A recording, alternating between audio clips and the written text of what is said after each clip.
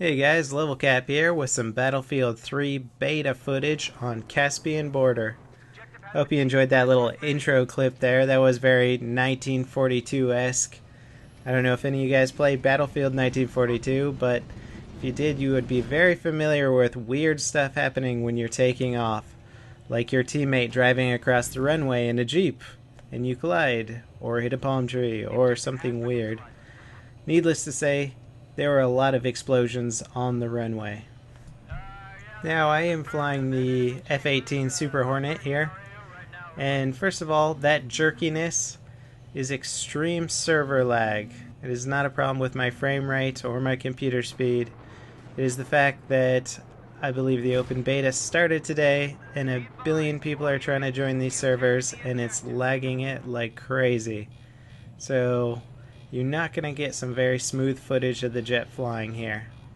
Now, due to lag and me not really being able to set up the controls the way I like, I didn't really engage in combat with the jet, but just flying it around just give you an idea for how fast it moves. And I believe it's a little bit slower than Battlefield 2, which is good. In fact, the plane feels like it's really moving at World War II plane speeds, which is good because if you're going to line up shots, you really need a lot of time. I guess you could say the plane probably flies a lot more like an A-10 Warthog rather than an F-18 Hornet, but that's fine because I'm willing to sacrifice the realism for actually being able to line up shots and kill guys on the ground. So that'll be fun when I can actually join a game that doesn't lag like crazy. Now, I know I said I was going to talk a bit about the UMP in my next video, but when I came down to editing it, I realized I had enough Caspian border footage that I really wanted to talk about. So this is just going to be a Caspian border centric video, mostly focusing on the helicopters. But as you can see here, the tank combat is very similar to Bad Company 2 and Battlefield 2. In fact, the tank combat in the Battlefield series really hasn't changed much. And I don't think they need to. I think it's really good where it's at right now. You'll notice here that my armor went down to 71%, and one of the cool new things now is that your armor automatically regenerates if you only take a small amount of damage. So it's back up to 100% there, and nobody was repairing me. So that's pretty cool. I like that a lot. And the explosions just look so good in this. There's these cool gas trucks that you can destroy, and they just emit a massive explosion, which is a nice upgrade compared to some of Bad Company 2's explosions. I mean, you could blow up entire oil tanks in that, and you just get like a little puff of smoke. But in this, they don't mess around. They look very cool, they look very impactful, and tons of smoke afterwards. It's really cool looking. Love the visuals. The map just looks great. Such a nice backdrop to everything. Alright, so let's talk attack helicopters. What I just got into was the Super Cobra attack helicopter. And this is really nice to see again from Battlefield 2. Bad Company 2 did not have the Cobra in it. It had the Apache and then the Havoc, which are definitely good helicopters, but the Super Cobra is supposedly much more agile, and I do miss its agility from the Battlefield 2 series. Now, again, I am flying with a lot of lag, so it's very hard to get a good feel for it, and I was not able to set up my controls again the way I like. They do have the option in the options menu to inverse your flight controls, but when I checked it, it didn't actually do anything. Now my gunner just took out that gas truck down there, and it's just so cool to see from an aerial view. I'm shooting at that thing, and I think we took it out. And yeah, I do get a squad assist for that, so my gunner got it. Now you'll notice that that's my gunner sitting in front of me, and his head looks around and everything. Very cool animation. What would be even cooler is if his head actually looked at the direction that his gun was pointing. It does not though. I think it's just a repeat animation. What is cool though is they brought back that little green box in the bottom center of the screen, which I believe tells me where my gunner is looking. And that's actually very important for a chopper team because you need to know where your gunner is looking so that you can tell him, oh, it's to your right, it's to your left, there's guys to your right. It makes it much easier to coordinate attacks. Now I believe we just took down the Havoc right there.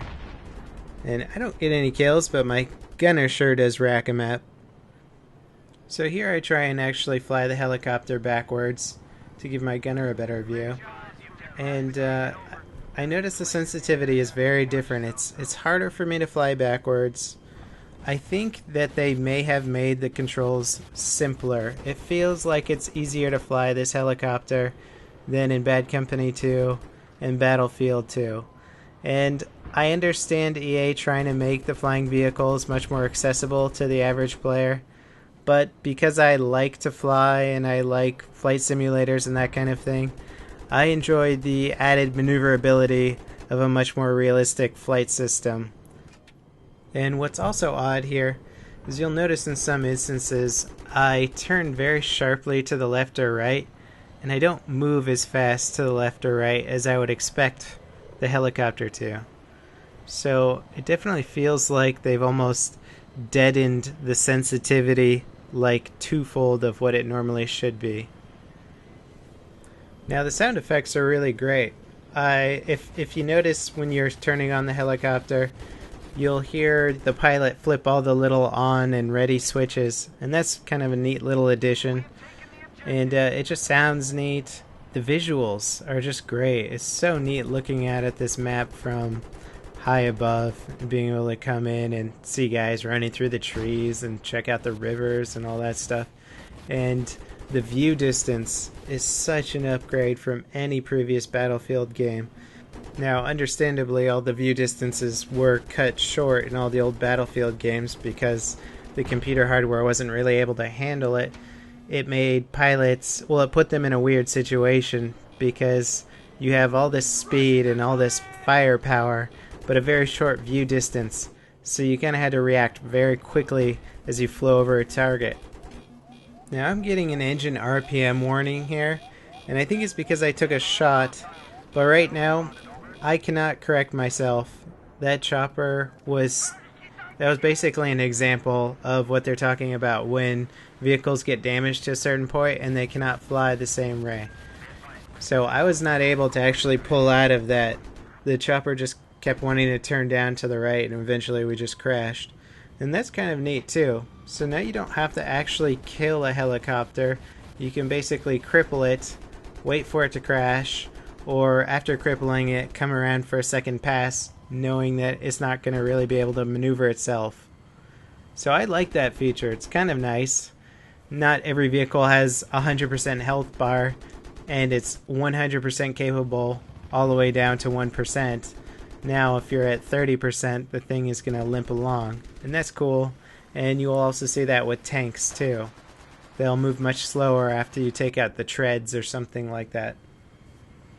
You'll notice that the third-person camera view for the helicopter has been moved to the back left, which looks neat visually, but it certainly doesn't help the piloting or aiming or anything like that. Just one case of choosing aesthetics over function, but I'm willing to forgive DICE for that. Now check out how my rockets just tear through the walls in this building. So cool looking. And you now have 14 rockets in a pod, and I believe you can reload, so if you don't shoot all your rockets, you can just hit the reload button, which is so much better than the old system of having to shoot every single rocket before you could reload. Now it's telling me I got an engine fire here, and I believe my health will keep going down until I repair the helicopter. So I did manage to actually land it here and repair it. I think the game's a little bit easier on landings here, because that certainly wasn't one of my better landings. Granted, the chopper was flying to the right, but I am able to repair it and then get back in it, and my gunner has taken over piloting, so I get to check out the gunner view for a second. And you'll notice right off the bat that viewing is much easier. Before they had a black and white camera, and that just made it so hard for the gunner to actually look at infantry. And now I feel like you'll be able to be on the same level as the pilot and picking out targets and stuff like that. Now again, due to lag, it's still very hard to hit stuff. I only get a few hit markers on that Jeep. And I don't know what my pilot thought he was doing here, but that was that.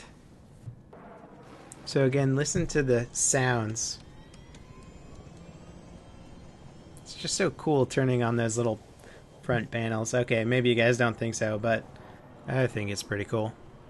So I'm beginning to think that you might be able to overheat the helicopter engine.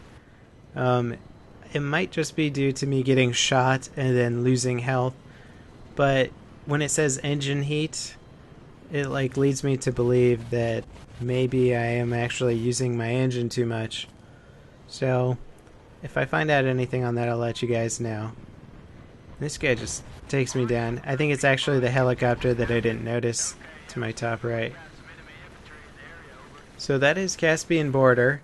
I did play around on the ground a bit and get a bunch of ground kills. You guys have already seen plenty of ground action though, so I thought I would focus on flying for this. And the map looks great. It feels much more like classic Battlefield, and part of that's because it's also a conquest map instead of rush. Really looking forward to seeing what other maps they have helicopters in, and actually playing a game of this that doesn't lag like hell. But I hope you guys enjoyed it, and I think that about does it. So this is Level Cap signing off.